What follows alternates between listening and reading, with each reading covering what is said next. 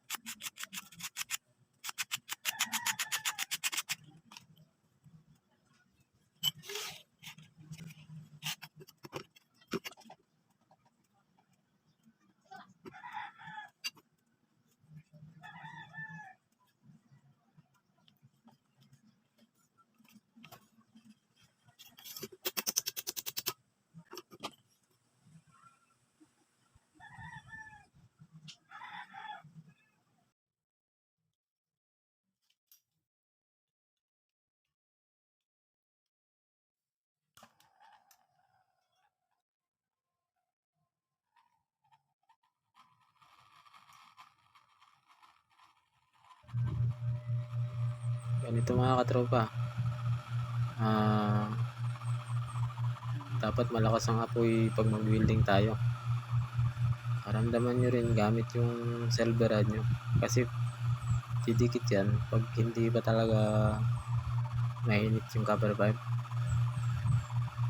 Makikita nyo rin naman sa copper pipe na talagang nagbabaga na siya. Yan. Pag nagbabaga na siya, madali na lang matunaw yung silver rod. Dapat i-adjust nyo rin yung apoy. Kasi pag may sobrang lapit niyan, pupunta lahat ng mga silver rod nyo sa kabila, sa likod niyan. Bubukol yung kabila niyan. Dapat i-adjust nyo lang yung apoy. Layo nyo konti yung lapit naman. Ganun. Tapos sa ilalim,